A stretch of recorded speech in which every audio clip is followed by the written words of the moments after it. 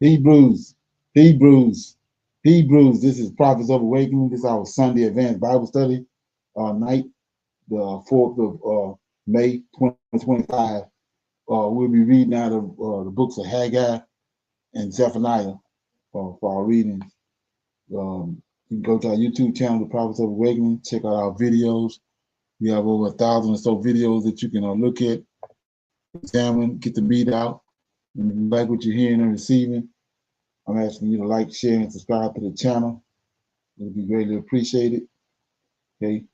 For those that don't know, this is a non-Messianic channel. We deal with the Tanakh and the Torah. Tanakh being the Old Testament, so-called Book of Remembrance, and the Torah is the first five books of the Old Testament that was given to Moses by our Savior, our Redeemer, the Lord of Hosts. Okay. This channel was created to aid and assist Hebrew Israelites in these last days who are waking up to their true identity. Shalom and welcome to the channel, and welcome to our Sunday Advanced Bible Study. We're going to do our normal, which is a moment of silence, Psalms, we have some current events, need to know information, and then we'll open it up for some Q&A, and then we'll go into our topic for discussion, which is reading out the chapters of Haggai and the chapter, reading out of the book of Haggai and the book of Zephaniah, right? And between the two, we have 5 chapters. Okay, we're going to read and break down the scriptures. And then we'll pick out the scripture, break it down, and then we'll close out. Okay. So with that being said, the moment of silence is for the Lord of Hosts, and all that He's doing to bring about our prophesied deliverance in the last days. Oh Lord, we come this day praising Thee and worshiping Thee with our might and our power and our great understanding. Oh Lord, the end times that You have foretold unto our fathers are upon us. Oh Lord, give us strength and wisdom to endure all that Thou hast foretold.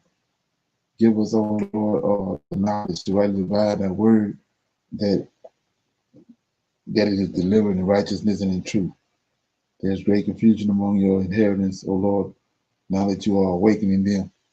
For I know, O Lord, that Your hand is sure and that Your hand is firm. And we need You so very much in these latter days. And we will tarry, depend upon You, O Lord, because there is none else besides You, O Lord, to deliver us. You are our Redeemer and our Deliverer. Peace be unto You. Okay. We read the Psalms.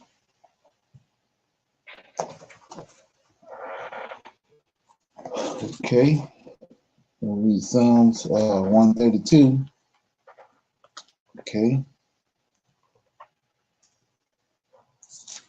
we go. Psalms 132 says a prayer for blessings on the sanctuary. Lord, remember David and all his affliction, how he swore unto the Lord and vowed unto the mighty God of Jacob. Surely I will not come into the tabernacle of my house, nor go up into my bed. I will not give sleep to mine eyes, or slumber to my eyelids, until I find out a place for the Lord, a habitation for the mighty God of Jacob. Lo, we heard it in the Ephesus, we found it in the fields of the woods, and we will go into the tabernacle and we will worship at His footstool. Arise, O Lord, into Thy rest, Thou in the ark of Thy strength, and let the priests be clothed with righteousness, and let Thy saints shout aloud for joy. For Thy servant David's sake, turn not away Thy face to Thy anointed. The Lord hath sworn in truth unto David, and He will not turn from it. But the fruit of His body will He sit upon His throne, Thy throne.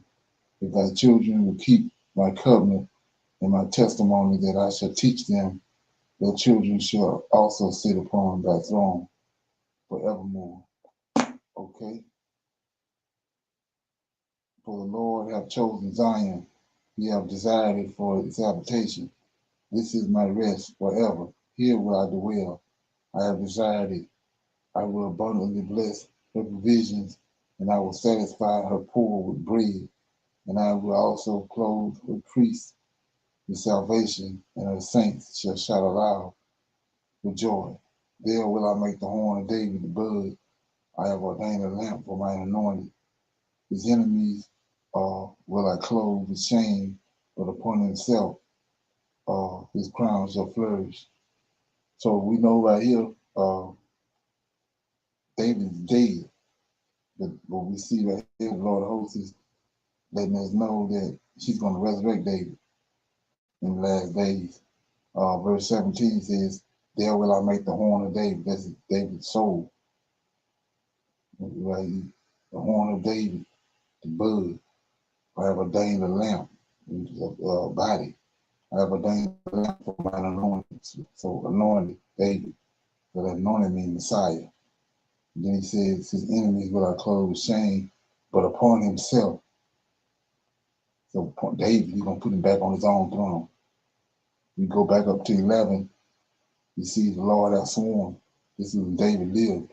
He swore to David in truth, and that he will not turn from it of the fruit of David's body when he sat upon his throne. And if you know anything about the covenant that he had with David, you'll know that all the kings in 1st and 2nd Chronicles, 1st and 2nd Kings is out of David's lineage.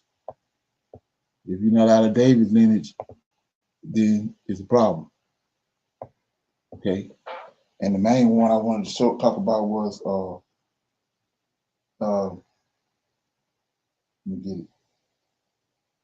Yeah, so we know right here that this is not Yahweh, right? Because it says in verse 12, if thy children will keep my covenant, the Lord hosts talking, my covenant and my testimony, that I shall teach them, their children shall also sit upon thy throne forever. Talking to David, for the Lord hath chosen Zion. See that? Like I said, when you go to the book of Enoch, Yahweh temple, Enoch described Yahweh temple. When he was taken up to heaven, he described Yahweh temple. So look right here. Yahweh can't, there's no way he's going to say this when he got a temple in heaven. He says, for the Lord hath chosen Zion, the Lord of hosts hath chosen Zion. He hath desired it for his habitation. See that? I mean, where he dwelled at. Okay? There is my rest. This is my rest. So Zion is his rest. Forever. Here will I dwell. I have desired it. So he can't be Yahweh. So what is he talking about? Well, the Most High, during the time of the Tower of Babel, when Peleg and Joktan was born, he divided the earth up by these 70 angels. The Lord of hosts received Zion right here. And after he received it, he says right here that he desired, after it was given to him and he was dwelling there, he says, for the Lord hath chosen Zion, and he hath desired it for his habitation. This is my rest forever. Here will I dwell, for I have desired it. So after he received it and he went there and he claimed it, now that's where he dwells at. Yahweh sent him from Zion to Mount Canaan to Egypt, and he delivered the Israelites, brought them back to his land. So he's the one talking to Abraham, Isaac, and Jacob. He the one who got the land that he gave, that he promised to Abraham, Isaac, and Jacob. You got to understand that in order to increase in knowledge in these scriptures. If you don't, you're going to just do what our forefathers did before us, mama, grandmother, and all them, still holding on to JC. 60, 70 years in the church, still holding on to JC or idol. Okay. Any comments or questions? Okay. We're going to go to our current events. Morning, where you step into the store without worrying about anything except choosing the items you like. But now, those things are gradually disappearing. New today, consumer sentiment plummeting to one of the lowest levels on record amid a fierce trade war. Just makes things tighter, that's all. That's all. You have less options. More and more Americans are stepping into supermarkets and facing a harsh reality: empty shelves. The choices are gradually disappearing.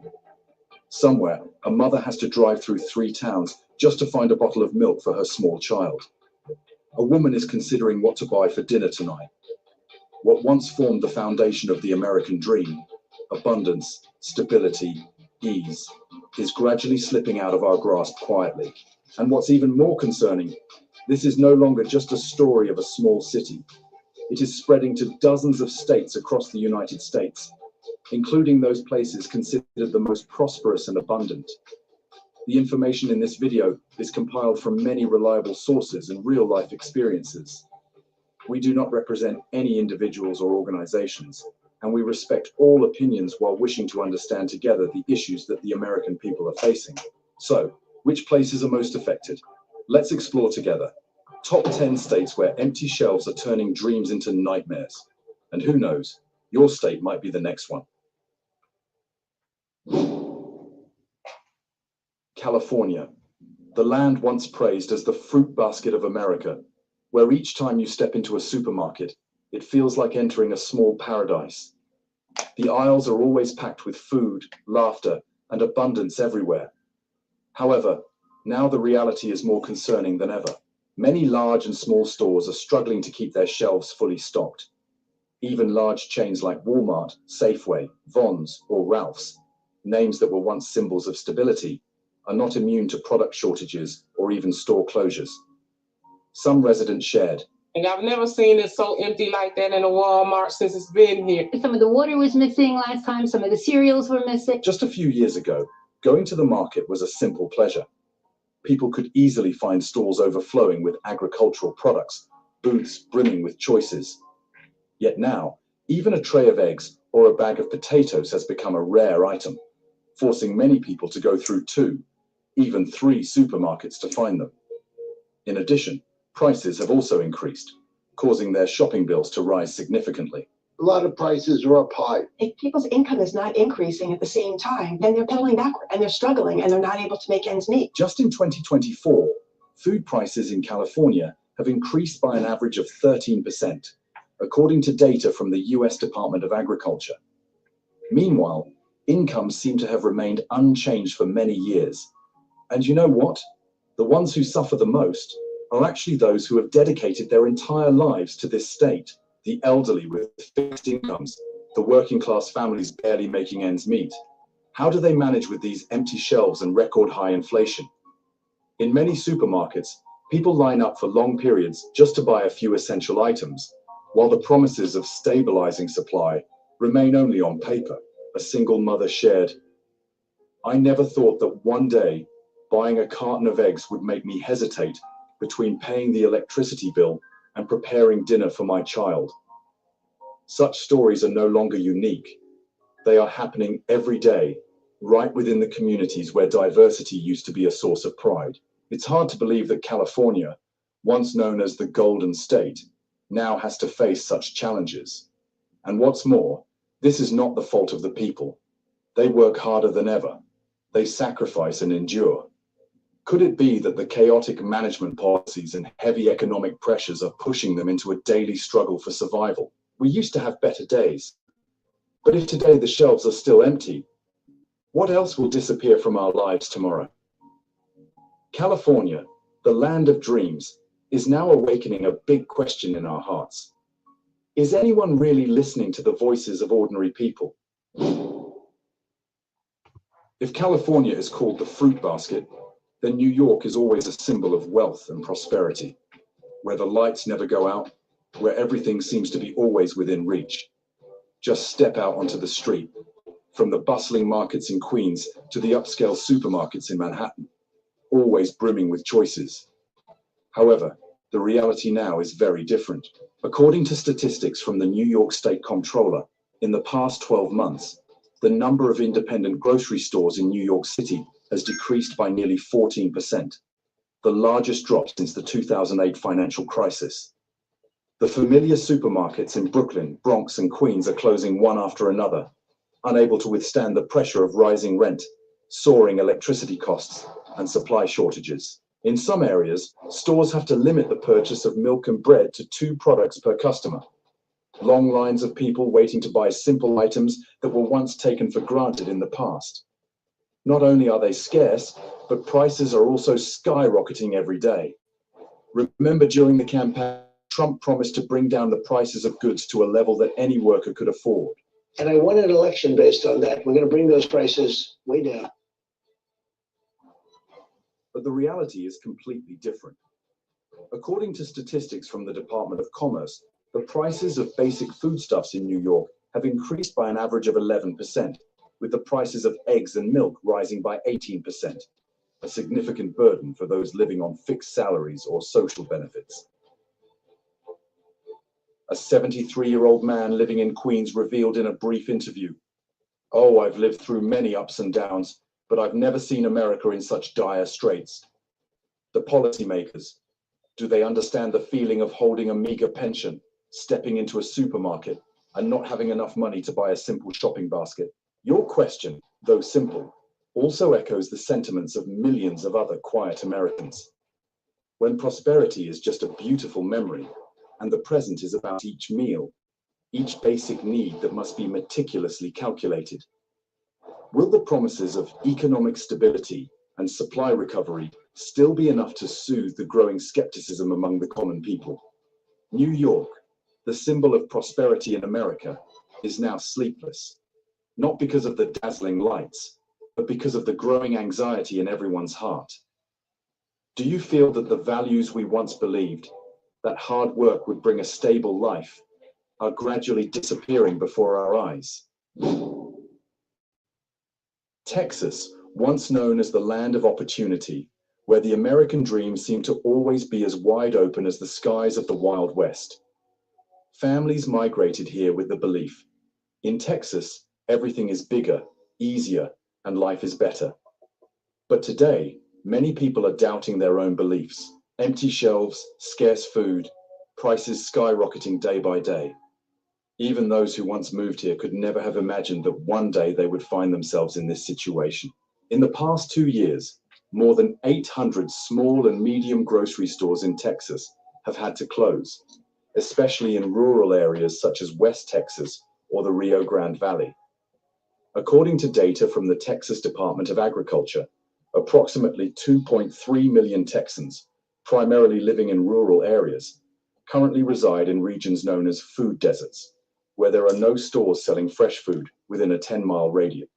What if there was a way to know if a stock? Okay, any comments on that? Okay.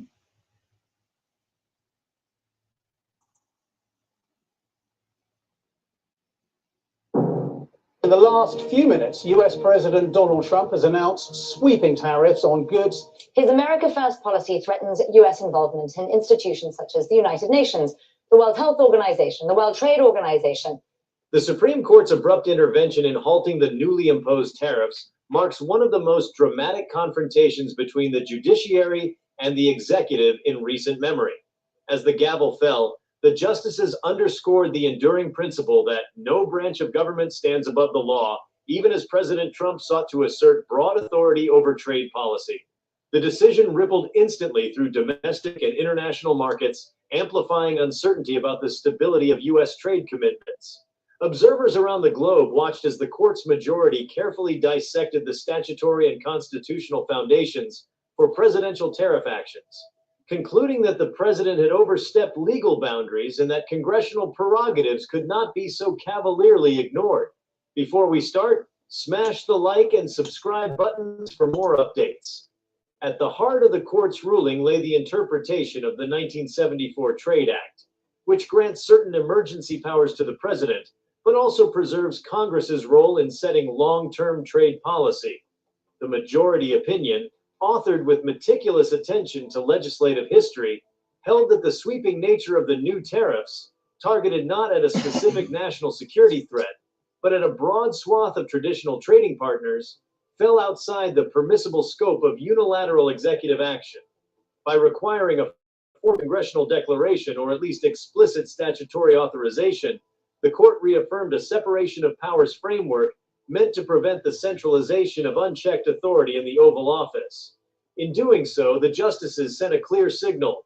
Trade disputes of this magnitude demand collaboration between the legislature and the executive, not unilateral decrees. The decision unfolded against a backdrop of soaring market volatility. Stock indices that had tumbled on news of the tariffs rallied upon announcement of the injunction, while bond yields fluctuated sharply as investors recalibrated risk. Commodity markets too experienced whipsaw movements. Soybean futures swung wildly on speculation that major agricultural exports might escape the punitive duties, and industrial metals prices adjusted downward as the threat of spiraling trade wars appeared momentarily contained. Amid this financial tumult, corporate treasurers and supply chain managers braced for further judicial clarification, recognizing that even a preliminary stay from the court did not definitively resolve the status of the tariffs themselves. On the political front, lawmakers seized upon the court's judgment to press for clearer guidelines on executive trade authority. Bipartisan groups in both chambers quickly drafted proposals to clarify the delineation of powers, with some senators advocating for a modernized trade powers resolution that would require the president to seek congressional approval for any tariff increases exceeding a specified threshold. Drawing lessons as well. Here's struggle.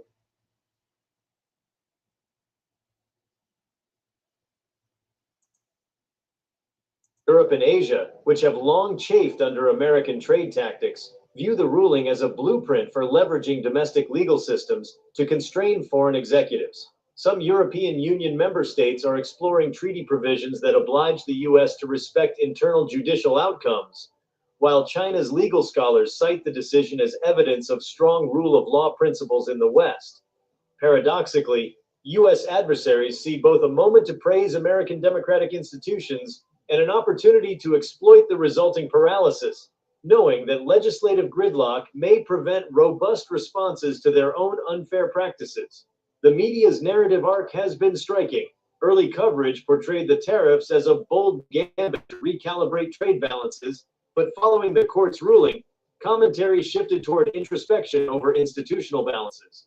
Columnists debated whether an activist judiciary posed a threat to effective governance, while podcasts and televised panels replayed the hearing's key moments, dissecting the justice's reasoning. Social media influencers framed the decision as either a triumph of checks and balances or as an impediment to decisive leadership. This diversity of takes reflects deeper fractures in American public life. Consensus on process may be broad, but consensus on outcomes and priorities remains elusive. Economists have begun quantifying the impact of uncertainty alone. Separate from the direct effects of duties, early estimates suggest that variance in tariff policy can depress investment by a measurable margin. So this on this video, he's talking about how the Supreme Court has stepped in and said that the tariffs that Trump is issued, they got to be shut down because of what it's doing to the U.S. and what it's doing to the global economy. Anybody heard anything about that or any comments on that? Shalom, everyone. Brother Leonard, can you hear me? Yep. Okay, I'm sorry. I tried to comment on the last video. I couldn't unmute for some reason, but I had a comment on the last video that you played in reference to the food deserts. Right. Earlier, maybe last year, the middle of last year, something like that, I'd done a health discussion on the food deserts, right? And they're not actually coming out telling you what food deserts mean, right? So when I looked that up, it is the rural places, that have limited access to healthy foods, right? So yesterday, yes, sir, we also talked about, getting ahead of the game, right, before everyone else does, because we see that they're continuously giving us, warning signs, right? So the small rural towns, which is mostly brown and black people, is really going to be running out of things fast because they don't have a lot of their healthy places to shop at, like in the big cities, Whole Foods or whatever. Yes, sir. So I just wanted to make a little comment on that. Right. Yeah, we was talking about how the New York, the three main ports, New York, California, and San Francisco. I think they say they empty. So that's another thing. That's another thing about the rural areas is it ain't gonna be enough to make it to the rural areas. Right.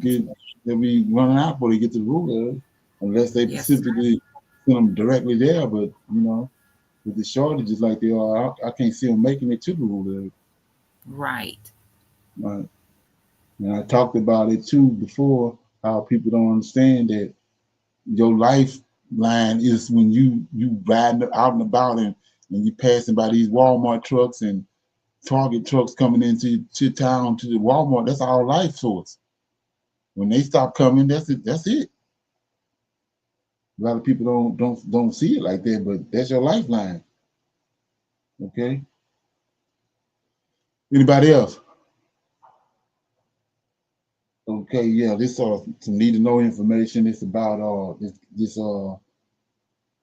HAPSEC will be the I think it's the Secretary of Defense. He's in it's like they setting up for I keep talking about martial law. Says he's ordered consolidation and transformation of the Army. Okay. Says Secretary of Defense Pete Hegseth ordered the Army to restructure itself in order to create a leaner force. An April 30th memo titled Army Transformation and Acquisition Reform calls for sweeping changes to the service, including consolidating commands, canceling several programs, putting more resources into utilizing and countering drones. So, some of the measures outlined, such as an expansion of drones and counter-drone systems into maneuver units and increased electronic warfare capabilities. Drone programs are already underway. Others expand on the wider military goals, including positioning the Army in the Indo-Pacific region to counter China. To build a leaner, more lethal force, the Army must transform at an accelerated pace by divesting outdated, redundant, and inefficient programs, as well as restructuring headquarters and acquisition systems. The memo says the Secretary's memo lays out several goals for the Army. The Army must meet in the name of future warfare. Those include expanding manufacturing capabilities, building new long-range missiles by 2027, achieving electronic air littorals dominance by 2027, predominantly through expanding the use of uncrewed aerial systems or drones. Okay, sound like to me you're getting ready for something. So some of the most significant structural change call for include a proposed merger of the U.S. Army's North and the U.S. Army's South in a single headquarters rather than two separate force commands. Separately, the memo calls for consolidating the Army future commands, which focuses on developing new technologies and tactics for soldiers and training and doctrine command into a single four-star command that will be based out of Texas. Army Chief of Staff Randy George said in a separate statement, overall, HEPSET calls for the closure or consolidation of what he calls redundant headquarters and reduction in the number of generals in the Army in the name of streaming command change. Okay, anybody have any comments on that? Boy, they heard anything about that? They passing all this stuff right under our nose. They pass so much stuff, we're not even really paying attention to it. Sound like to me, handmaiden. But anybody else got any comments on it? Shalom. I'm sorry, Brother Leonard, was Elon mentioned in what you just read? No, they I think they didn't oust him out of the system. Yes, sir. But I seen earlier today though that Starbase or whatever is a new company or whatever he has that's just been headquartered in Texas. Okay, ain't that something? Yes, Yeah. sir. And notice what we just saw. We just heard in a previous video that Texas is supposed to be.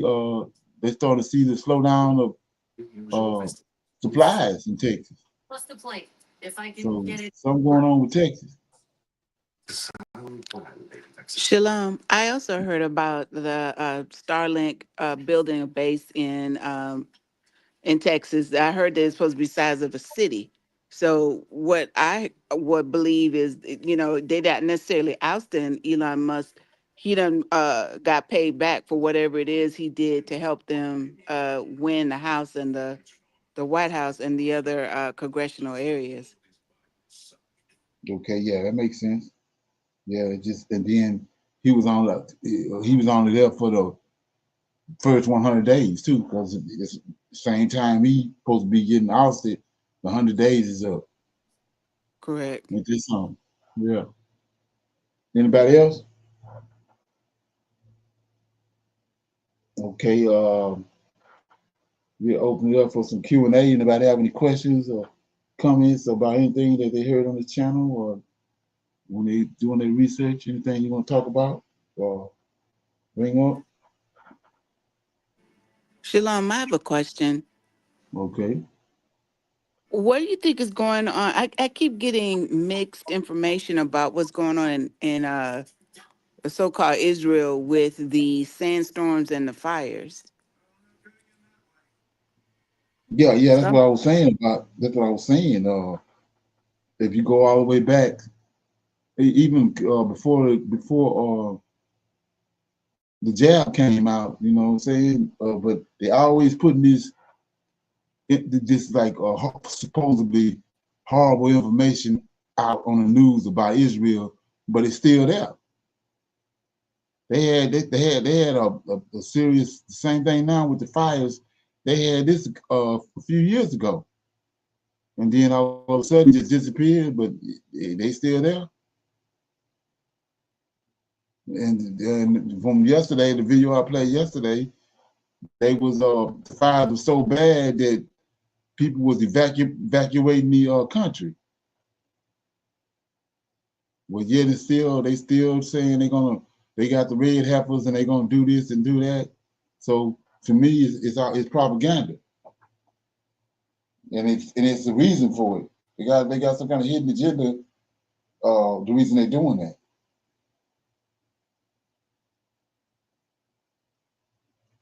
Anybody else got anything on that?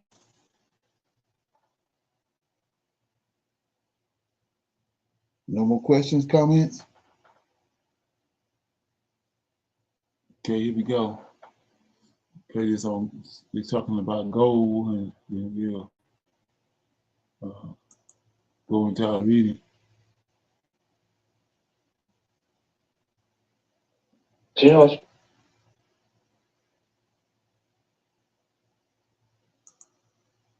Big is happening right now, and most people don't even realize it. While everyone's watching the markets and headlines, distractions, the foundation of the global financial system is shifting.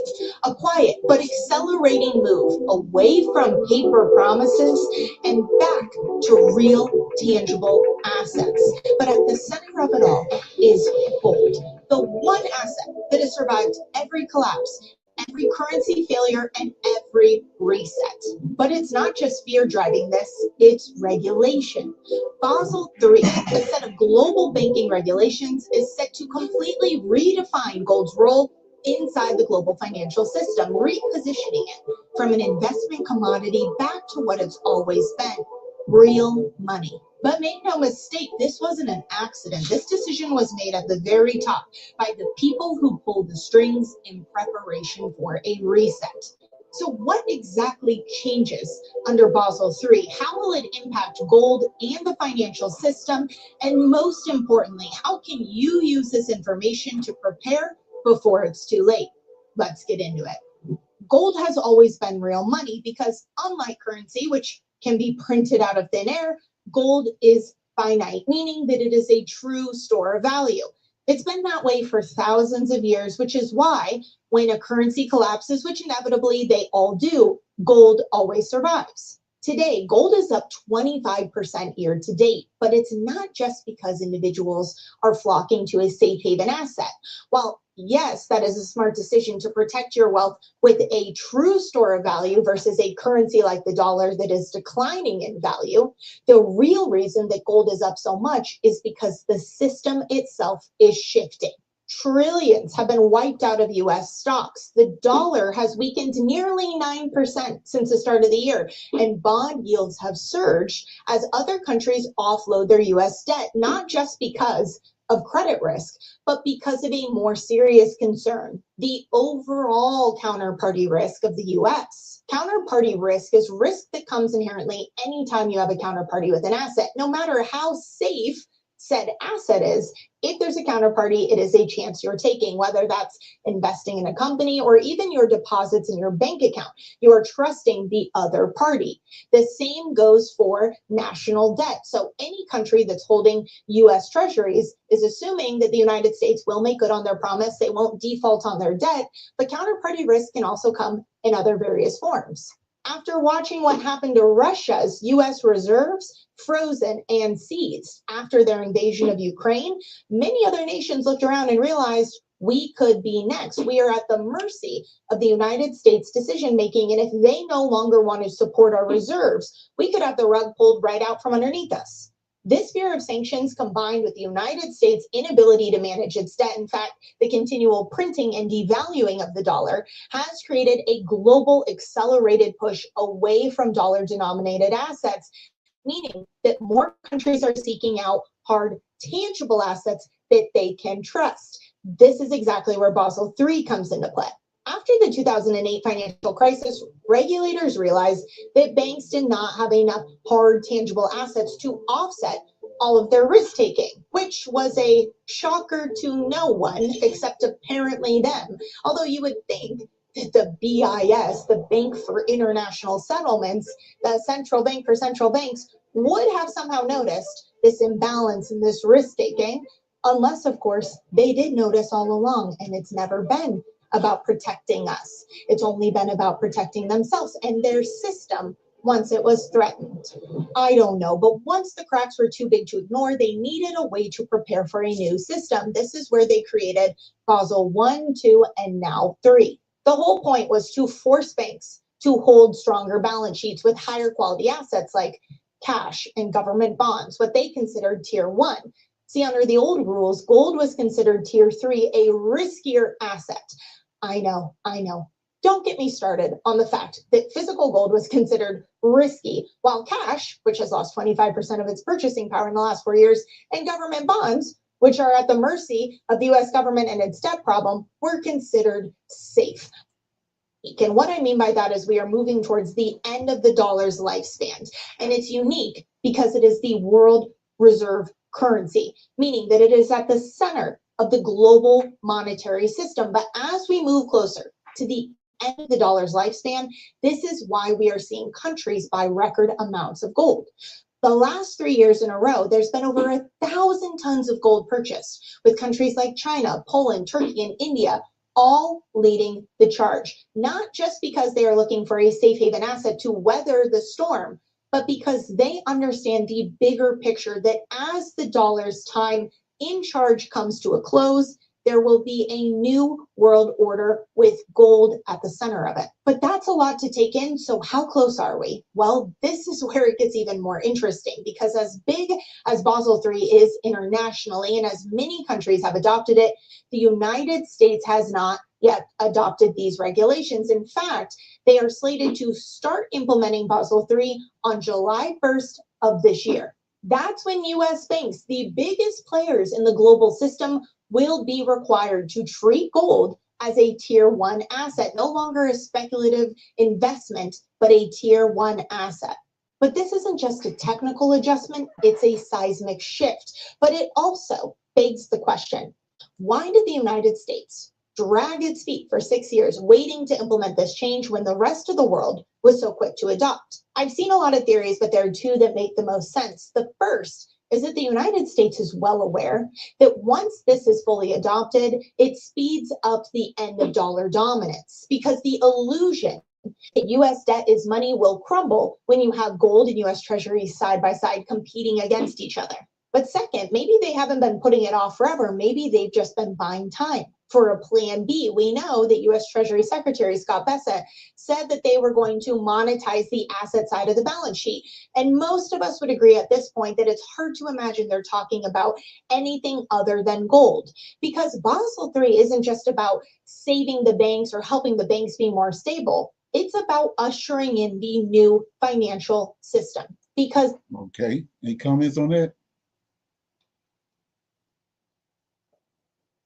You think it's a coincidence that dollar going out, they're bringing this gold in at the same time? These Edomite Jews want to build a temple, so whatever it is they're bringing in is all tied to that. Like I said, they lied to us that the throne that's over there in Israel, over in Great Britain, is King David's throne. They want to take that throne back to Jerusalem. So in order to do that, when David was living, they had a temple. So they want to take the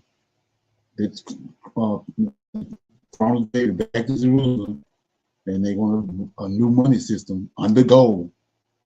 That's what it was under when Solomon and David ruled. So these Edomites behind all this, like I said, don't think all this stuff is connected. What they got going on in Africa, all that is connected, and it's connected to what they're trying to do.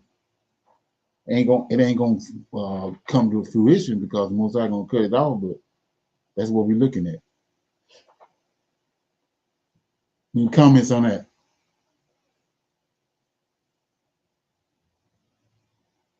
Okay, so with that being said, we'll go into our lesson, which we'll be reading out of the books of Haggai first, and then we'll read in Zephaniah. We got 2 chapters in Haggai and 3 chapters in Zephaniah.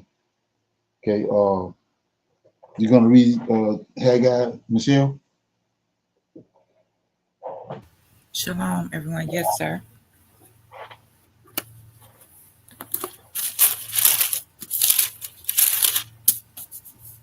Haggai chapter 1.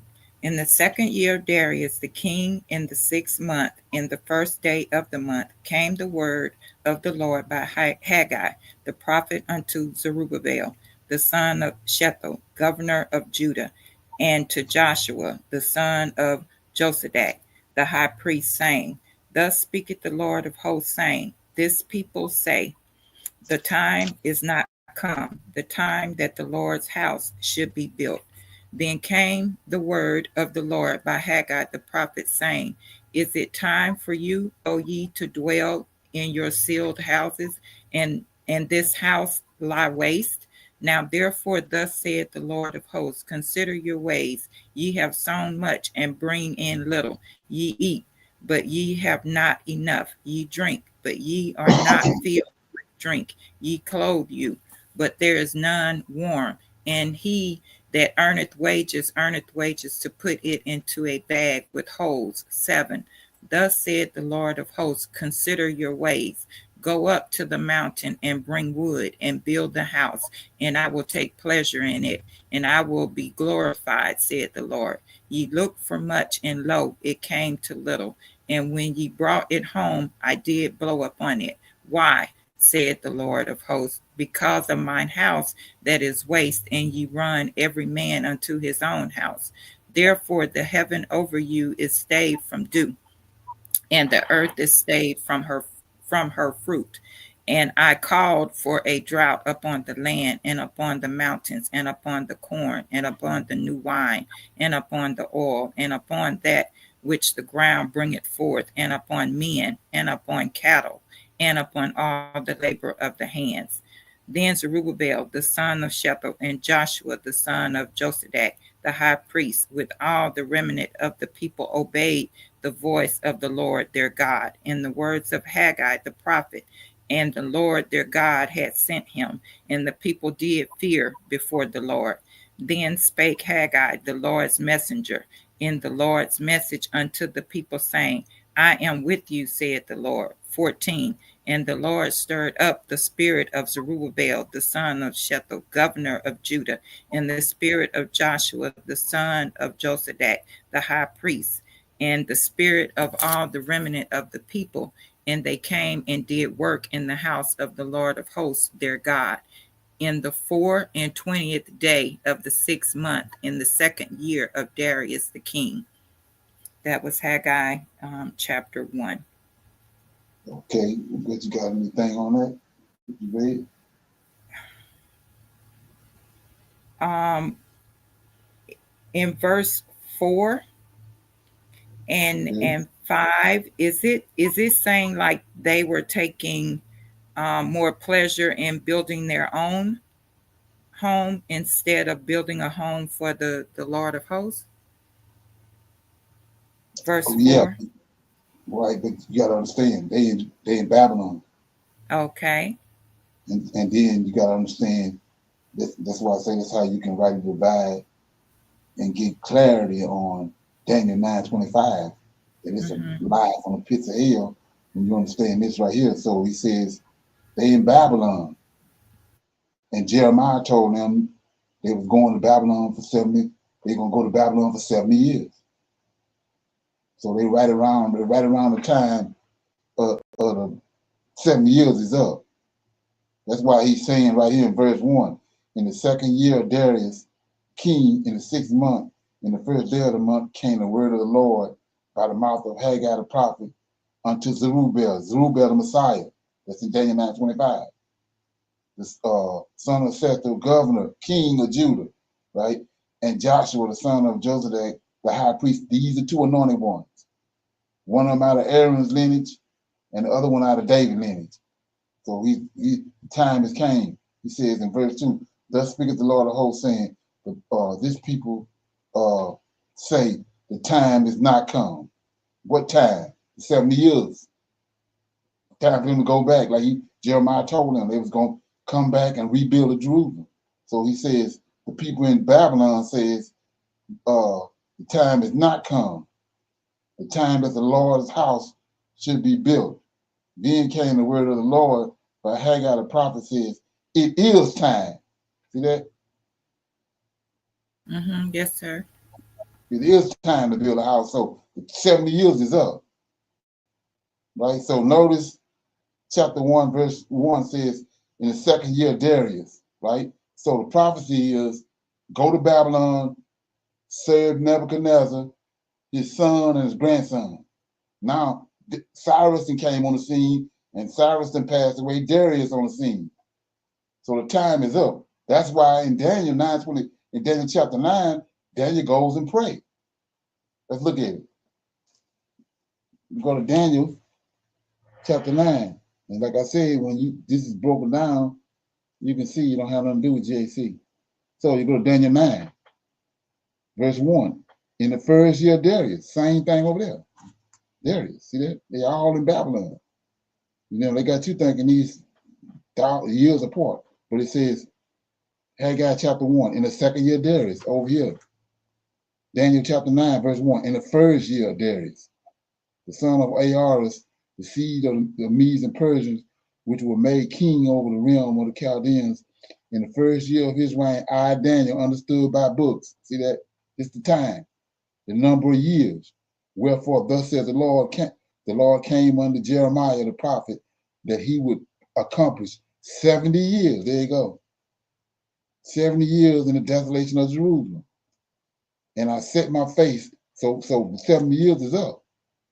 So now he says, 3, I set my face unto the Lord God, Lord of hosts, to seek by prayer and supplication with fasting and sackcloth and ashes. And I prayed unto the Lord my God and made my confession and said, O Lord, the great and dreadful God, keeping covenant and mercy to them that love him and to them that keep thy commandments. We have sinned and have committed iniquity and have done wickedly and have rebelled, even by departing from thy precepts and from thy judgments. See that? Judgments, like I was telling you. We ain't doing none of them now. Two women get found get found together, you take them outside the city and stone them to death. 2 men get caught together, you take them outside the city. We ain't doing none of that. That's what he's talking about, the judgments. 6, neither are we hearkened unto thy servants, the prophets. We spake in thy name, or the kings, or the princes, or the fathers, to all the people of the land. So we see right here, all this going on at the same time.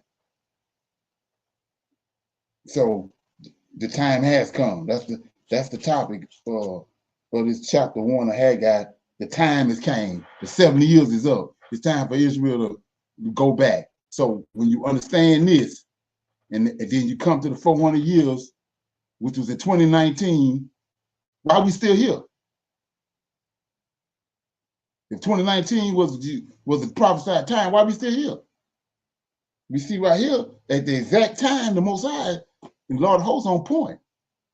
If he tell you 70 years, when the 70 years is up, he coming to get you. So we see right here, this is how it works. Not this, it's 6 years later. 2019, we in 2025, we still here. Somebody lying. So anyway, go ahead.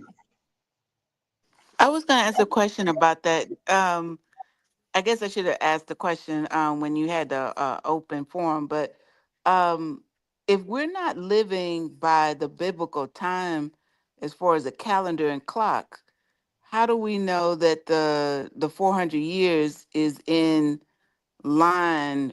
Because I guess my question is, we know we're not living by the calendar that we're supposed to be living by. So what would actually be the correct timeline if we're not living by the calendar? Right. We living by the calendar, but we in captivity. Everything he said is still unfolding, but we being brainwashed. We got that gave us a whole nother book that we looking at. See what I'm saying? Everything that's been prophesied to us and to now. From Genesis to Malachi, but they gave us a New Testament, and the whole world is over in the New Testament.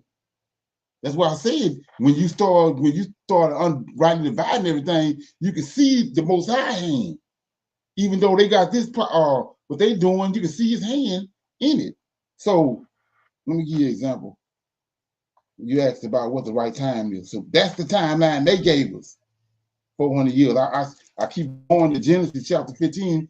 It ain't no, that was what they saying is happening now, the transatlantic slave trade, that happened in Egypt. Because like I said, ain't no Amorites over here. When you go look at the prophecy in Daniel 15, Genesis 15, he says you're going to go into captivity for 400 years, then you're going to come back to this land. Abraham was in Canaan. And then he said, then I'm going to judge the Amorites. Ain't no Amorites over here. So here go the prophet, the right prophet, and the proper timeline right here. Hosea chapter 6.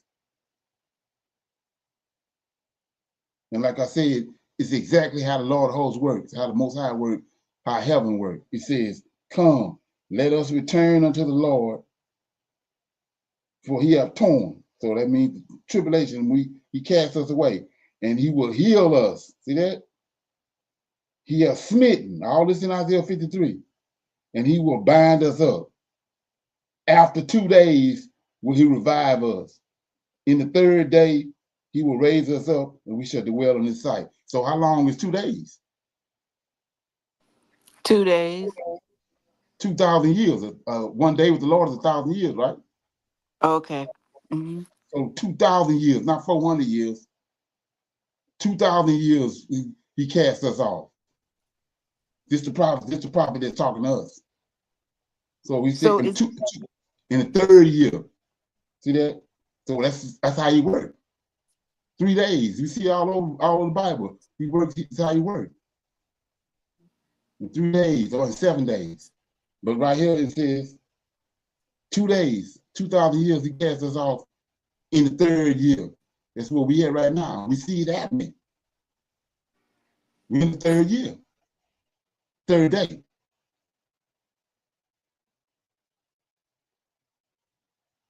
Any questions, comments?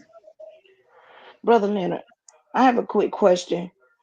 I was listening to the question she was asking, and I wanted to know, is she referring to the group? How do you say the group? How you say it? Bulgarian. Yeah. Calendar, Right. where it was 13 months and 28 days, which I think that's what Ethiopia go by. So they like in a whole nother year compared to where we in 2025. Right. And Exactly. Gregorian calendar, I think that's what it's called, Gregorian calendar, something like that. But I was just wondering, is that what she talking about when she said we off far as the time frame, because we're not going by the time the calendars the way we're supposed to. You know what I mean? So I Right. don't know if that could be what she talking about. I don't know. Shalom. Yes, that is what I'm referring to.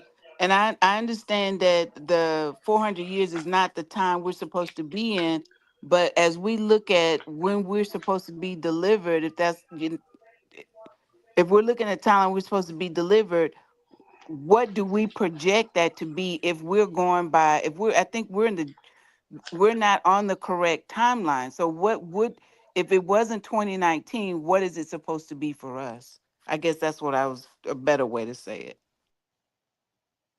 All right. Like I was saying before, he ain't showed up. And Ezekiel 37, the timeline is Ezekiel 37. Like I said, they got us believing that because of the New Testament, they got us believing that that's a prophecy. That's not literal. So, like I was saying, have he raised up our forefathers out of their graves? Not yet. And then not only that, he says, if you go back and look at it, a lot of people haven't caught that, but he says a great shaking. So when that happened in Egypt, it was a great shaking.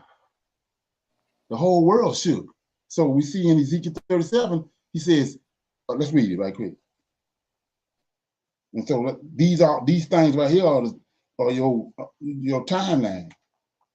They didn't flipped and dipped and twisted all this up, but they can't make the whole earth shake the way that the Lord host can. So it says, let me get it, 37, right? It says,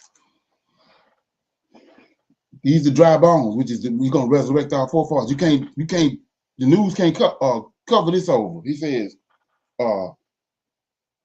verse 4, 37 and 4. And again he said unto me, prophesy upon these bones, and say unto them, O ye dry bones, hear the word of the Lord. Thus said the Lord God unto these bones, they in the earth. Behold, I will cause you to enter into, I will cause breath to enter into you, and you shall live, and I will lay sinew upon you. So same thing he did with Adam, he coming back and doing it at one time to all our forefathers, they bones. And I will bring up flesh upon you, cover you with skin, and I will put breath in you, and you shall live, and you shall know that I am the Lord. See that? You shall know that I am the Lord. That ain't happened yet. We're going to know when he do this. Then he says, so I prophesied as he commanded me, and as I prophesied, there was a noise. Behold, a shaking the whole earth. This ain't no little shake like over San Diego. He says, behold, there was a shaking, and the bone came together, bone to his bone. And when I beheld, lo, perceived in the flesh. So that's just one of the signs. So we ain't seen no Hebrews. Like I said, they're gonna be dressed like they were used to be. The way they went in the ground when he resurrect them, they're gonna have the same attire on. We ain't seen that. They try to duplicate that when they say JC was hung on the cross and Israelites came walking into the city. They try to duplicate it like right there, but that's a lie. But go ahead. Shalom. So I interpret that to say that, I don't know where, I think it's in the New Testament, but that basically that no man knows the day or hour, but we do see the signs. And I do believe that we are seeing the signs that are coming, that are revealing that the time is getting short. Would you agree with that? Right. But that's the purpose of having these conversations, is that they just like the Old Testament ain't the New Testament predicated off the Old? Yes. So if they got similar, just like our Redeemer is Michael, but they got JC over there. JC doing the same thing Michael doing. So you have to have the right understanding and knowledge to rightly divide the two. So that's what they've done. That's what the trick coming in at. That's why I said even the very elect gonna be brainwashed, because you got to be able to rightly divide that. Because they didn't hoodwink us and got us thinking that it's JC, and he's operating like he said. He says, "I come in my Father's name," right? Ain't that what we keep reading over in Exodus 23? The Lord of hosts told Moses, "This angel gonna go before you, for my name is in him." So he operating the same way. Then in Matthew, he says that before Moses was, before Abraham was, I am he. So he telling you, he the one was talking to Moses, to Abraham, Genesis 18. So you have to be, that's why so many people brainwashed today. They can't rightly divide that. So they keeping if you go to the 2001, right? They bringing judgment, fake ass judgment, like I was saying. They brought 2001, they came and attacked the World Trade Center, shook the whole world up. Well, 7 years later, like I was telling you, a week of years, same way the Most High operating the Lord of hosts, 7 years later, 2008, they came and crashed the stock market. They operate just like Yahweh. But like I said before, they can't bring Elijah and Jeremiah and all them back to the when you see that, you know it's Yahweh. They can bring hurricanes. They can make it rain. They can put a beam over the whole area and make everybody go crazy, cause chaos. And so you have to be able to rightly divide that, because they ain't Yahweh. If you don't understand who the Lord of hosts is and the order that's in heaven, you're gonna fall right for that, which is where most people at. So, like I said before, David ain't had no red beret on, and Ezekiel and them, they ain't had no red beret on. They wasn't dealing with no Pan-Africanism. Come on, that ain't Yahweh. Okay. Anybody else got anything on that? So what you have to understand, these two chapters, these two books that we read right now, Haggai and Zephaniah, they in captivity in Babylon. So anything that you see in Haggai and in Zechariah, it in pretty much all of it came to pass.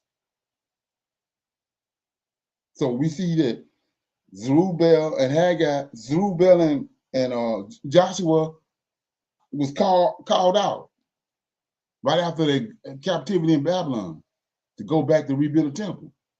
So when you go to Zechariah, like I said, in 9 and 9, when using Christianity in 9 and 9, they went there and said that was JC, Palm Sunday. When JC came into Jerusalem, all the people came out with the palm trees, laying them on the ground. He came riding lowly on her ass. That's when that was fulfilled. Then Zechariah 9:9 was fulfilled when JC came. But that's Zerubbabel that's riding on a donkey. Zechariah, Haggai, and Zechariah and them in Babylon. This is how devastating this is. All these lies that for 18 years, pretty much longer than that, it's been drilled in your head. And you thinking that that's how it is, but it's all a lie. It's all smoke and mirrors. Let me read it right quick. Then we'll move on. I'm in Zechariah right quick. So Zechariah in captivity in Babylon, right?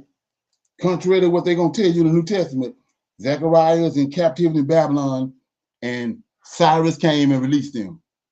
So Zechariah and all these men coming back there to go back to Jerusalem with the king, which is the Messiah, which was Zerubbabel, and the high priest.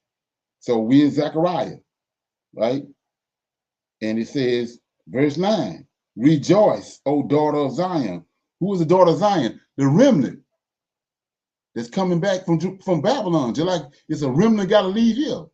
The daughter of Babylon got to leave here. Not everybody, but the remnant, the righteous remnant that he called. So it says, rejoice greatly, O daughter of Zion. Shout, O daughter of Jerusalem. Behold, thy king. See that? They tell you that's JC. Zerubbabel the king. See that? This prophecy in Daniel 9:25 being fulfilled right here. O daughter of Jerusalem, behold, thy king cometh unto thee. He is just, having salvation, lowly, riding upon an ass, upon the coat of an ass, the foal of an ass. That's Zerubbabel. So only one way they're gonna come back from Babylon. They ain't had no cars like they have today. It's only one way they came back. He riding sideways on a donkey. And he came back. Zerubbabel and Zechariah all in with him. They got a whole nother elaborate scheme that plotted up with JC, with the palms, all the people standing in the streets of Jerusalem, and JC coming on a donkey. That's a lie from the pits of hell. You can't keep none of that. You got to throw all of it in the garbage can. Okay.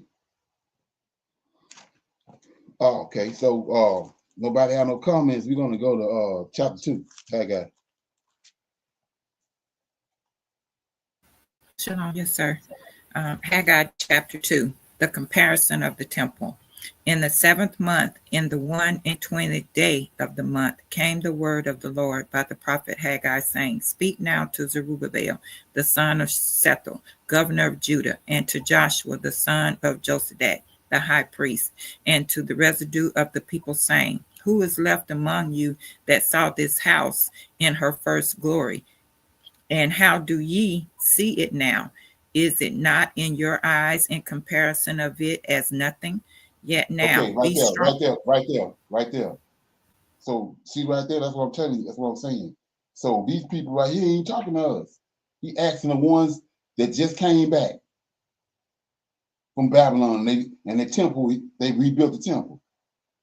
So what he said, the house they looking at is the house that Zerubbabel built.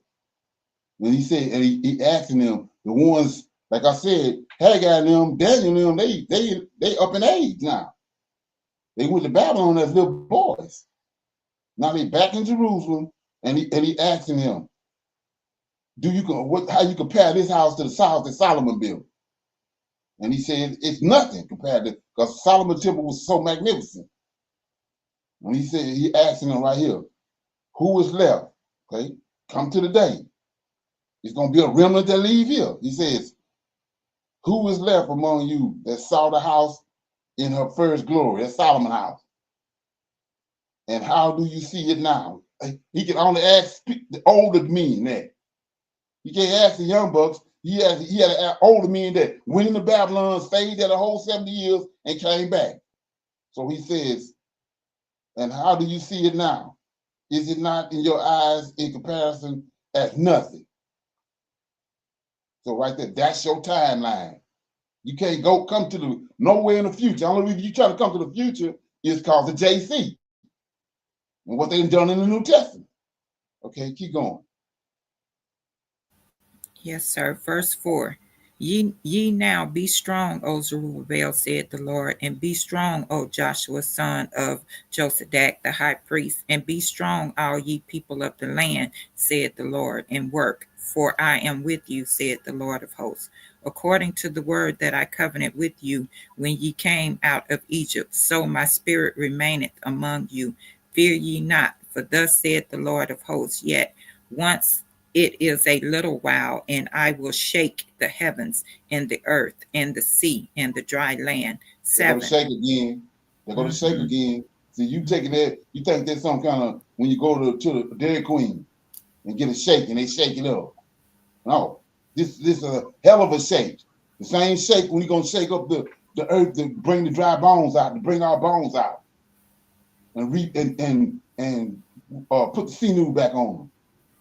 Keep going.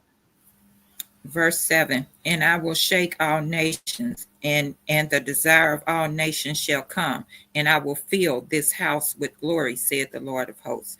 The silver is mine, and the gold is mine, said the Lord of hosts. The glory of this latter house shall be greater than of the former, said the Lord of hosts. And in this place will I give peace, said the Lord of hosts. Okay, look at 8. Read 8 again. Yes, sir. Verse 8, the silver is mine and the gold is mine, said the Lord of hosts. Are we watching that today? Mm-hmm. And the gold and the silver being shaken up? Yes, sir. Right? We're looking at it. He said he changed not. Okay, keep going. I'm going to read 9 again. The glory of this latter house shall be greater than the former, greater than of the former, said the Lord of hosts. And in this place will I give peace, said the Lord of hosts. Verse 10, in the 24th day of the 9th month, in the 2nd year of Darius, came the word of the Lord by Haggai the prophet, saying, thus saith the Lord of hosts, ask now the priest concerning the law, saying, if one bear holy flesh in the skirt of his garment, and with his skirt do touch bread or pottage or wine or oil or any meat, shall it be holy? And the priest answered and said, no. Then said Haggai, if one that is unclean by a dead body touch any of these, shall it be unclean? And the priest answered and said, it shall be unclean. 14. Then answered Haggai and said, so is this people, and so is this nation before me, said the Lord, and so is every work of their hands, and that which they offer there is unclean. And now I pray you, consider from this day and upward, from before a stone was laid upon a stone in the temple of the Lord, since those days were when one came to an heap of 20 measures, they were but 10. When one came to the press fast for 2 draw out 50 vessels out of the press, there were but 20. Verse 17, I smote you with blasting and with mildew and with hail in all the labors of your hands, yet ye turn not to me, saith the Lord. Consider now from this day and upward, from the 24th day of the 9th month, even from the day of the foundations of the Lord temple was laid, consider it. It is seed yet in the barn, yea, as yet the vine and the fig tree and the pomegranate and the olive tree have not brought forth. From this day will I bless you. 20. And again, the word of the Lord came unto Haggai in the 24th day of the month, saying, speak to Zerubbabel, governor of Judah, saying, I will shake the heavens and the earth, and I will overthrow the throne of kingdoms, and I will destroy the strength of the kingdoms of the kingdoms of the heathen, and I will overthrow the chariots and those that ride in them, and the horses and their riders shall come down, every one by the sword of his brother. In that day, said the Lord of hosts, will I take thee, O Zerubbabel, my servant, the son of Shethel, said the Lord, and will make thee as a signet, for I have chosen thee, said the Lord of hosts. That was Haggai chapter 2. So we see right there in verse 23, there ain't nothing new under the sun. Right here, when he did this during the time of Zerubbabel, he used Zerubbabel as a signal. And we see what's coming, he gonna use David. See that? So like I said, David ain't got no red beret on his head. So we see right here, it said 23. In that day, said the Lord of hosts, he telling Zerubbabel this, the Messiah, in Daniel 9:25. And said the Lord of hosts, I will take the specific person, O Zerubbabel, my servant, the son of Sethel, saith the Lord, and I will make thee a signet. You're going to be for the sign right here. All this already happened. And for I have chosen thee, saith the Lord of hosts. Now, let's go to Isaiah right quick. So I'm in Isaiah.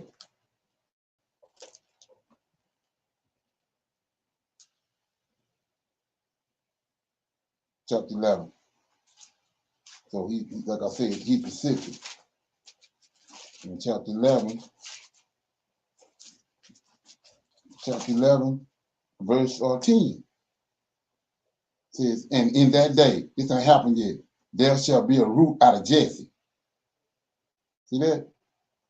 Which out of Jesse. Ain't but one person, David. David is out of Jesse. So it says, not out of David, out of Jesse. And in that day there shall be a root out of Jesse, which shall stand for an ensign. Same thing he did with Zerubbabel, which shall stand for an ensign to the people. To it shall the Gentiles see, and the rest shall be glorious. So he pinpointing who it is. Out of Jesse. And over here, he told Zerubbabel, you, in 23, in that day, saith the Lord of hosts, I will take thee, O Zerubbabel, my servant, the son of Sethel, saith the Lord, and I will make thee a signet, for I have chosen thee, saith the Lord of hosts.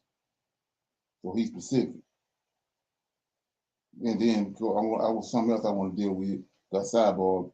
So we go up to verse 20. And again, the word of the Lord came unto Haggai in the 4th and 20th day of the month, saying, speak to Zerubbabel. So this tell you right here when this happened.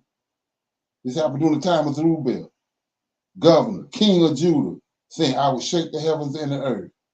So right here, we know what the timeline is. It already happened. This is when they came out of Babylon. Now, 22. And I will overthrow the thrones of the kingdoms, and I will destroy this right here. Had me dazzled for a minute, but then it came to me, right? 22. And I will overthrow the thrones of the kingdoms, and I will destroy the strength of the kingdoms of the heathen, and I will overthrow their chariots, and those that ride in them, and the horses and the riders shall come down, everyone that's with his sword. So this is where I was thrown off here, right here. We said the horses and the chariots. And people trying to apply this to the day. It ain't no damn horses and chariots. But right here, it was horses and chariots. When you put it in perspective, where it go? He says, I will overthrow the thrones of kingdoms, and I will destroy the strength of the kingdoms of the heathen, and I will overthrow their chariots. They in chariots. Like I said before with Zerubbabel. It ain't but one way the Zerubbabel got back from Babylon. On a donkey. They ain't had no Escalades and no Tesla cars. So on the one way he got back here, and at the time, during that time was on an ass, a coat of an ass. It was Zerubbabel. And so so when he says he's gonna overthrow these people, these Negroes think he's talking about they want to supersede this verse right here, these verses to the day. But this is when Zerubbabel lived. It was horses and chariots. So he overthrew them. That's the only way Zerubbabel got back. He overthrew all the kingdoms of the earth, and that's how Zerubbabel was able to go back. And those kingdoms had horses and chariots was their main weapons of war at the time. Okay. Anybody got any questions on that chapter? Make any sense? Yes, sir, it does.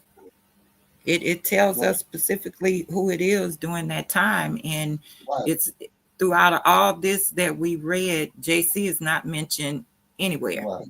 Exactly. So he give you the name. Right, and you see the timeline. The timeline when Zerubbabel lived is, like I said, they was in chariots. That was their means of warfare, was chariots, horses, and all that. And so when you read it and you think he's talking about today, you saying, we ain't no chariots. These people rolling around with tanks and drones and all that. They ain't no chariots. Come on. And there's something. Yes. So anyway, we'll go to Zephaniah. We'll read these 3 chapters in Zephaniah, then we'll close out. You want to read Zephaniah chapter 1, AJ?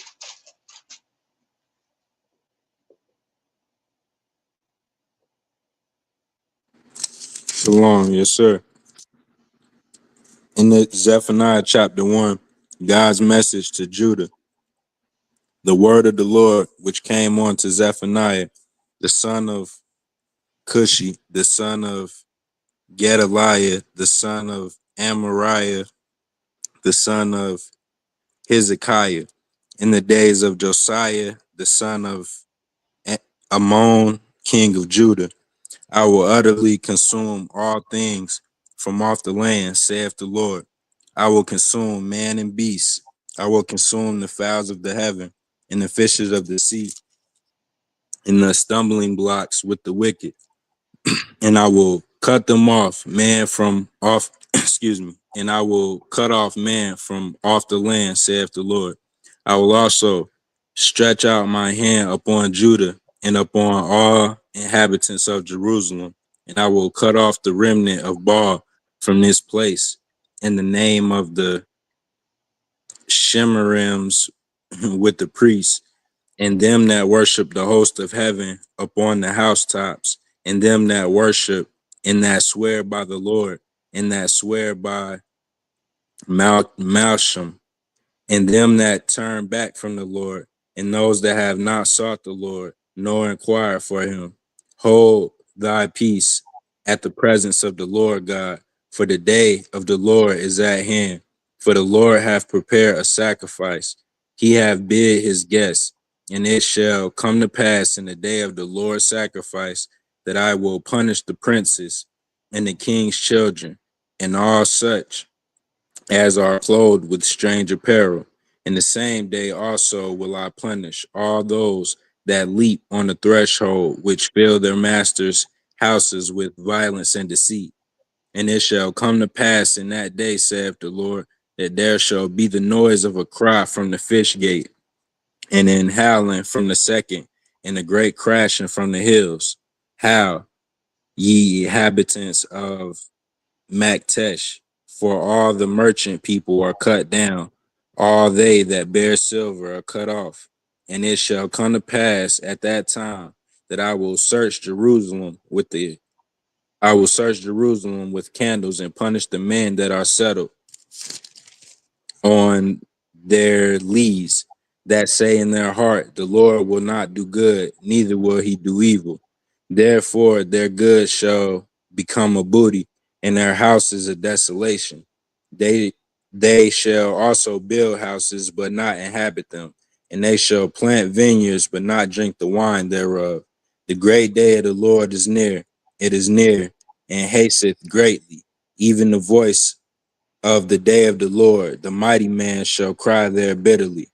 That day is a day of wrath, a day of trouble and distress, a day of wasteness and desolation, a day of darkness and gloominess, a day of clouds and thick darkness, a day of the trumpet and alarm against the fenced cities and against the high towers.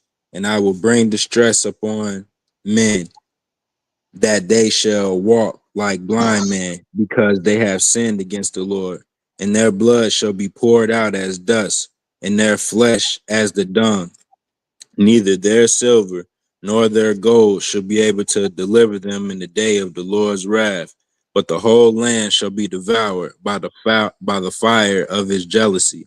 For he shall make even a speedy riddance of all of them that dwell in the land. Shalom. Zephaniah 1. Okay, what's your take on that?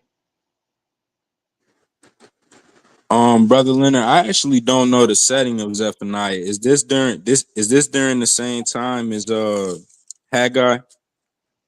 Well, go to chapter 1. You'll see it.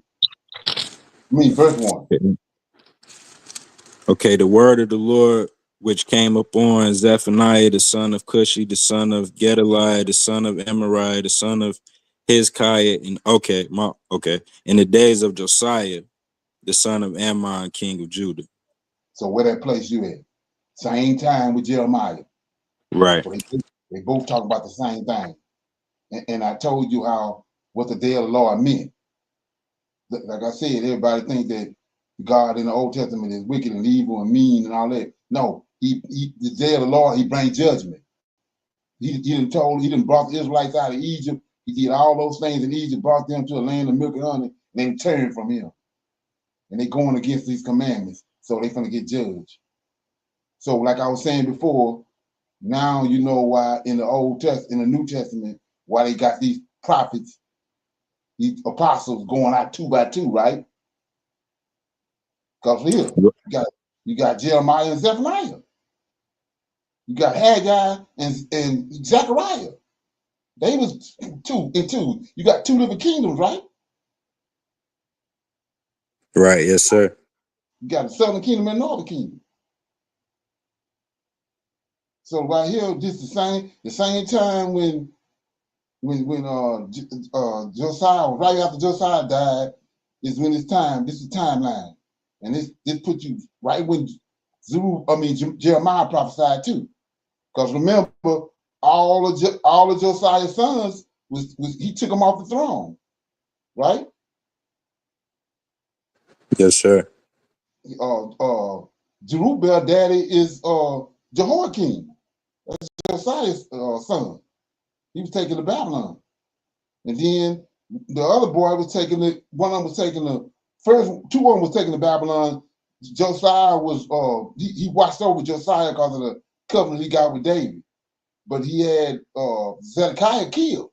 His eye was put out and he killed him and all his sons. And then the other boy was taken to Egypt and they killed him in Egypt. That's the Lord of hosts. Keeping the covenant that he got with David, not Jesus Christ. So what you're looking at is Zephaniah prophesying to them that the Chaldeans is coming. I want to give you an example right quick because when you was reading it, it says, verse 4, Zephaniah 1 and 4, I will also stretch out my hands upon Judah. See that? Same thing Jeremiah telling them. And upon all the inhabitants of Jerusalem, and I will cut off the remnant of Baal. See that? The remnant of Baal from this place. And the name of, this is the idol. Just like JC. I will cut off the name of this idol. With the priests. See that? They got the priests of Baal, which are Israelites. They priests of Baal. They worshiping this God right here. Verse 5. And Google it. Anyway, 8:5. And them that worship the host of heaven upon the housetops, and them that worship and swear by the Lord, and that swear by mention. That's another God. So they got a secret place. They worship these gods, and then they turn right around, put on a priest robe and a priest garment, go to the temple to worship him. And that's what Negroes getting it all twisted, talking about. He said he don't want them to sacrifice to him no more. No, he don't want them filthy niggas to sacrifice to him no more. Because they worshiping fake gods, then they coming into the temple and trying to worship him. With the same hands that they were worshiping the other God with. So let me give you an example. So this Zephaniah, Jeremiah, and Ezekiel talking about the same thing. So you go to Ezekiel right here. Let me show you what Ezekiel bouncing off of what he just said. You go to Ezekiel right quick. Okay. I was trying to find this the other day. Let me see if I can find it again. So okay, let me get it. Okay.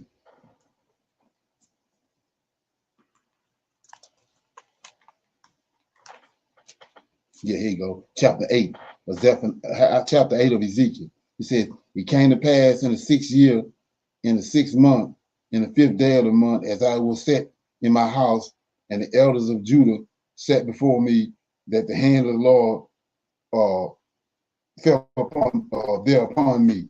Then and behold, and lo, the likeness of appearance of fire from the appearance of his loins even downward, and from his loins even upward, as the appearance of brightness, as the color of amber. And he put forth a form of a hand. Here you go. Took me by my locks, right, of my head, and the spirit lifted me up. So he in Babylon. See that?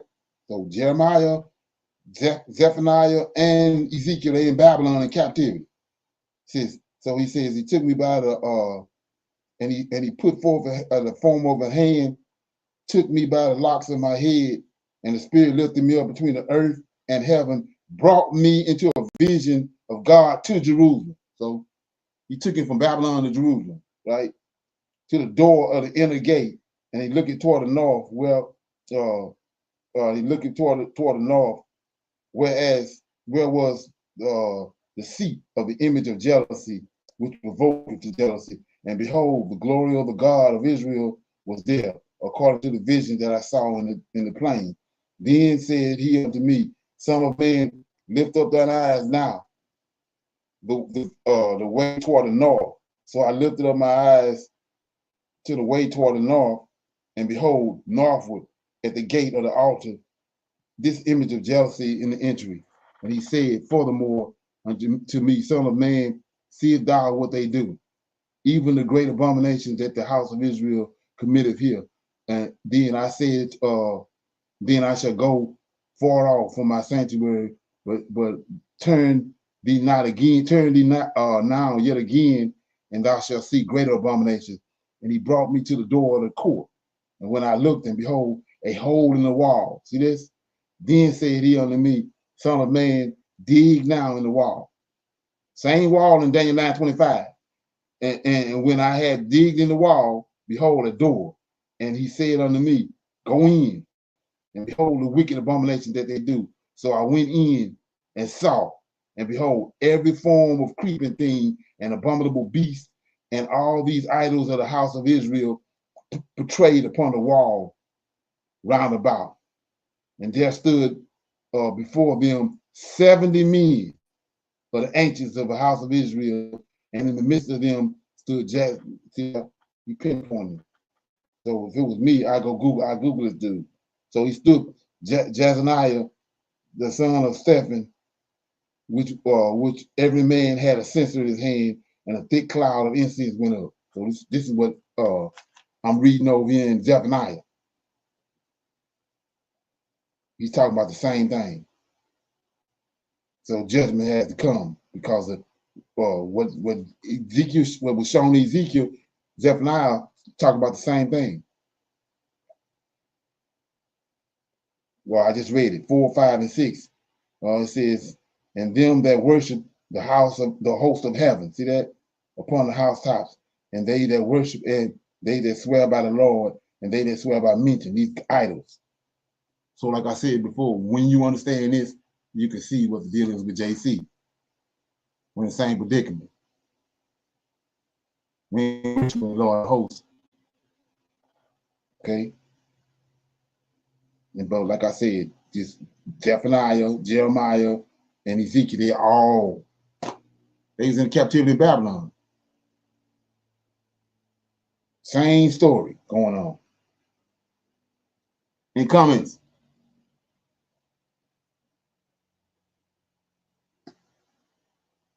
Everybody good? Yes, sir. Okay. You want to read chapter 2? Yes, sir. And so Zephaniah chapter 2, seek the Lord. Gather yourselves together. Yea, gather together, O nation, not desired. Before the decree bring forth, before the day pass as the chaff, before the fierce anger of the Lord come upon you, before the day of the Lord's anger come upon you.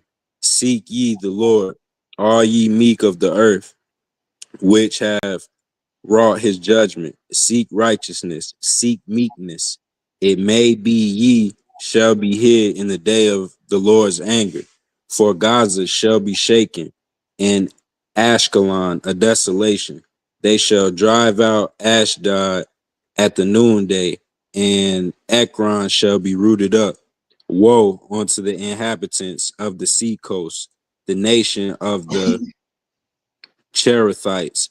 The word of the Lord is against you, O Canaan, the land of the Philistines. I will even destroy thee, that there shall be no inhabitant. And the seacoast shall be dwellings and cottages for shepherds, and folds for flocks. And the coast shall be for the remnant of the house of Judah. They shall feed thereupon in the houses of Ashkelon shall they lie down in the evening, for the Lord their God shall visit them and turn away their captivity. I have heard the reproach of Moab and the rivalings of the children of Ammon, whereby they have reproached my people and magnified themselves against their border. Therefore, as I live, saith the Lord of hosts, the God of Israel, surely Moab shall be as Sodom, and the children of Ammon as Gomorrah, even the breeding of needles and salt pits, and a perpetual desolation. The residue of my people shall spoil them, and the remnant of my people shall possess them. This shall they have for their pride, because they have reproached and magnified themselves against the people of the Lord of hosts. The Lord will be terrible unto them, for he will famish all the gods of the earth, and men shall worship him, every one from his place, even all the isles of the heathen. Yea, Ethiopians also, you shall be slain by my sword, and he will stretch out his hand against the north and destroy Assyria, and will make Nineveh a desolation and dry like a wilderness, and flocks shall lie down in the midst of her, all the beasts of the nations, both the cormorant and the bittern shall lodge in the upper lintels of it. Their voice shall sing in the windows. Desolation shall be in the thresholds, for he shall uncover the cedar work. This is the rejoicing city that dwelt carelessly, that said in her heart, I am, and there is none beside me. How is she become a desolation, a place for beasts to lie down in? Every one that passeth by her shall hiss and wag his hand. Shalom, chapter 2. Okay, got any comment? No, sir, I don't really have a comment on this chapter. Right. So right here, I just want to shine a light on verse 15, right? It says, this is the rejoicing city that dwelleth carelessly, right? So long light should go off in your head, right? When you read that, this is the rejoicing city that dwell carelessly. Where else you see that word dwelling carelessly?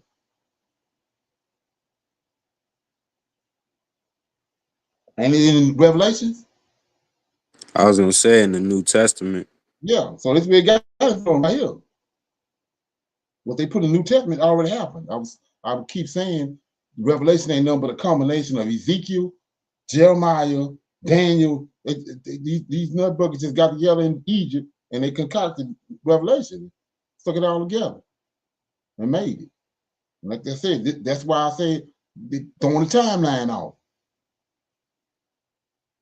So right here it says, this is the rejoice. This is when they came out of the Most High judgment on Israel and Moab and all them. So it says, this is the rejoicing city. City. There's a city in Babylon in New Testament, in Revelation. This is the rejoicing city that dwelleth carelessly, that said in our heart. These word for word. I am. There is none besides me. How is she became desolation, a place for beasts to lie down, and everyone that passeth by her shall hiss and wag her tail. This word for word in Revelations. And like I said, everything you read in Revelation is like tits on a bullhog. They ain't hitting on nothing because they got it from somewhere else. And they put all that together and made that.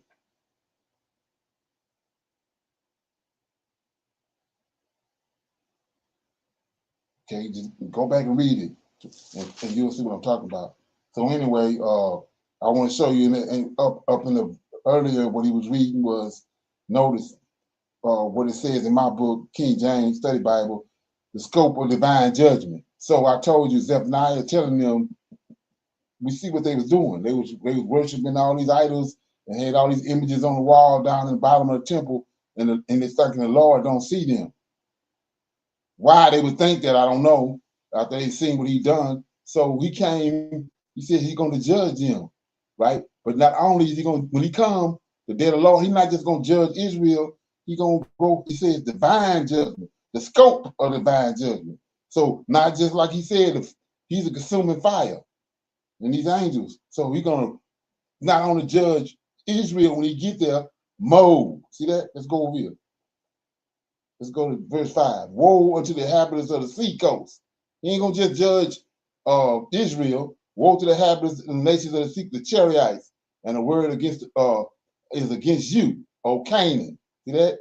The land of the Philistines. See that? All these people will even destroy thee, that there shall be no inhabitants. And the sea coast shall be dwelling, and the cottages of the shepherds and the folds of flocks, and the coast shall be for the remnant of the host of Judah. They shall feed themselves upon the houses of, they go Akron, right? Shall they lie down in the evening, for the Lord their God shall visit them and turn away their captivity. I have heard the reproach of Moab. See that? I heard the reproach of Moab and the revelings of the children of Ammon. That's Moab and Ammon, like two boys, whereby they have reproached my people. So he gonna come Israel in error. When he come, the day of the Lord, he gonna judge Israel at the same time. He gonna swoop all these people up. That's how you get this city over here. But you know it's garbage. So 15, this is the rejoicing city. So this ain't the city in Babylon, but this is where they got it from. When they concocted Revelation. Cynthius, that's his name. John is his English name, but he's an Edomite, Greek Edomite. His name is Cynthius. You can Google that. He the one who wrote Revelations. Okay. So anyway, I'll read the last chapter, chapter 3. It says, Jerusalem sin and redemption. Woe to her that is filthy and polluted, to the oppressing city. She obeyed not the voice. See that? Talking to Jerusalem. She obeyed not the voice. Whose voice? The Lord of hosts.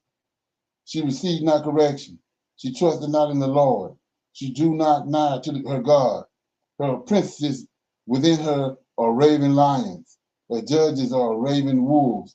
They gnaw not the bone till the morrow.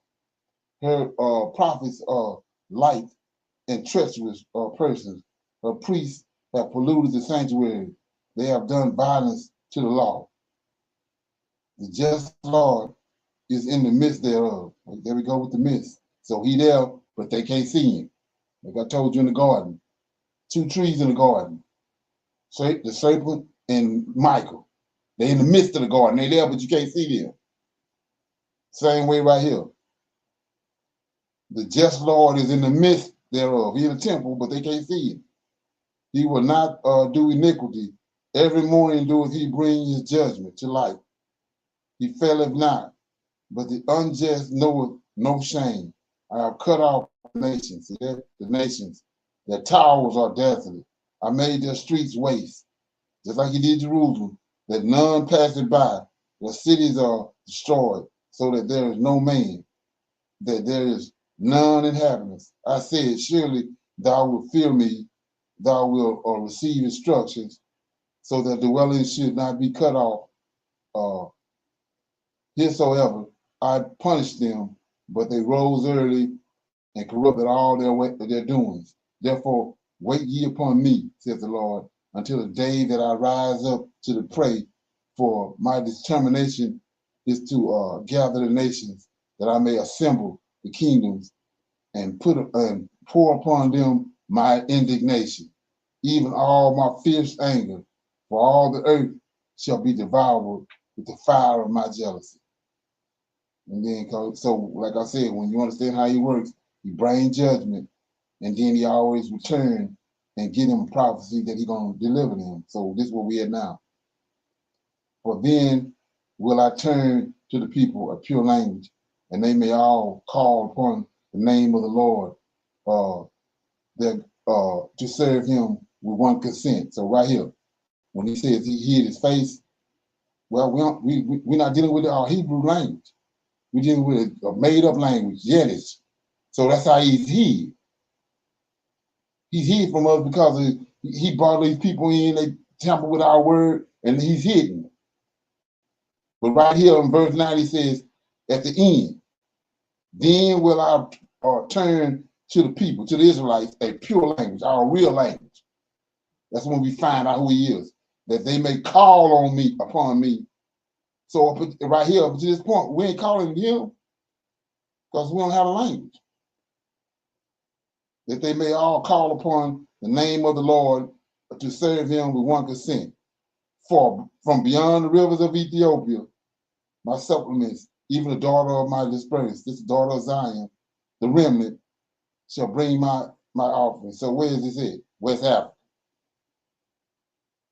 Beyond the river of Ethiopia is West Africa, where they got us from. In that day shall thou not be ashamed for all that thy doings wherein thou hast transgressed against me. For then will I take away out of the midst of thee them that rejoice in thy pride, and thou shalt no more be haughty because of my holy mountain. So the Negroes, you see, you can't tell them nothing and all that. We ain't got to worry about it. See what he say? In that day shalt thou not be ashamed for all thy doings wherein thou hast transgressed against me. For them, then I will take away out of the midst of thee them that rejoice in their pride, and thou shalt no more be haughty because of my holy mountain. And I will also leave in the midst of thee an afflicted and poor people, and they shall trust in the Lord, the name of the Lord. The remnant of Israel shall not do iniquity, nor speak lies, neither shall a deceitful tongue be found in them. Their mouth, for they shall feed and lie down, and none shall make them afraid. Sing, O daughter of Zion, shout, O Israel, be glad and rejoice with all the heart, O daughter of the Jerusalem. The Lord hath taken away thy judgments. He hath cast out thine enemy. The King of Israel, even the Lord, is in the midst of thee, and thou shalt not see evil any more. In that day it shall be said to Jerusalem, fear thou not, to Zion, and let not thy hands be slack. The Lord thy God in the midst of thee is mighty. He will save. He will rejoice over thee with joy, and he will rest in his love, and he will joy over thee with singing. And I will gather them that are sorrowful for thy solemn assemblies, who are of thee, to whom the reproach of it was a burden. And behold, at that time I will undo all that afflict thee, and I will save her that halted, and gather her that was driven out, and I will give them praise and fame in every land where they have been put to shame. At that time will I bring you again, even in the time that I gather you, for I will make you a name and a praise among all the people of the earth when I turn back your captivity before their eyes. Okay. Any comments or questions? It make a whole lot of sense to me. Anybody else got any comments or questions? Shalom, Brother Leonard. And in verse 9, when it talks about he will make a pure language. Yeah. So right now, obviously, we speak English. We can't speak Hebrew. A lot of like Hebrew Israelites or Hebrew Christians I be seeing, they're all into speaking that Yiddish and stuff. So Right, like exactly. they're misled, right? Right. They're being misled. And then, like I said, when he says that he tore the temple down during the time when after they built Zerubbabel temple and they came back with the same stuff, he said he's gonna hide his face from us. His indignation came to a full. That's how he hid his face. He allowed them to sabotage our religion, our language, and then tamper with our books. That's how he hid. That's how he was hid, because we don't have the knowledge that our forefathers wrote down. Tamper with the book of Enoch, discredit the book of Enoch, discredit Jubilees.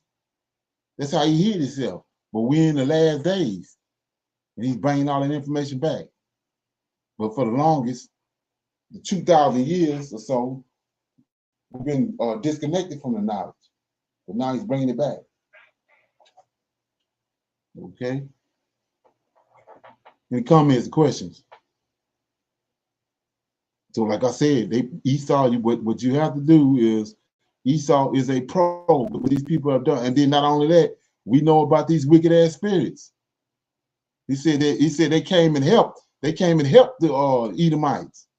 So what you're looking at, the system that's in place with the Vatican and London and Washington, D.C., all that's in place, these wicked ass spirits, along with Cain, descendants and Esau, set this up. So it's super sharp, but you got to be able to rightly divide it. Like I said, how they got children was they came down and slept with women on the earth that the Creator had made. They can't do nothing on their own. They got to bounce off the Most High creation. That's all the New Testament is. That's all the Vatican is. It's bounced off what the Creator already had in place. Just put a twist on it. And hid our Redeemer and our God, hid our Messiah.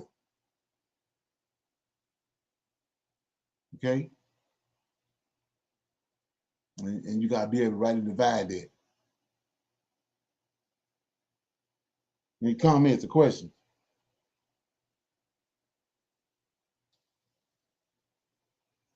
Okay, everybody good? Yes. Sure.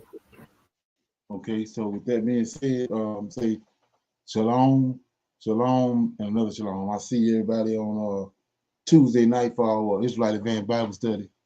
Yeah, I'm still trying to find that group, AJ. So be patient with me. All good. Yes, sir. I highly recommend that you get this book and you read it, because it's a must that you understand who God head is in the order that's in the Old Testament and Tanakh, because it's not the same as in the New Testament. And when you read this and you get an understanding, then the scriptures open up, and then you begin to understand. So I highly recommend that you get this book. It's the Elohim of Israel, and it's a breakdown on the word Elohim and who the God of Israel is, and the Godhead.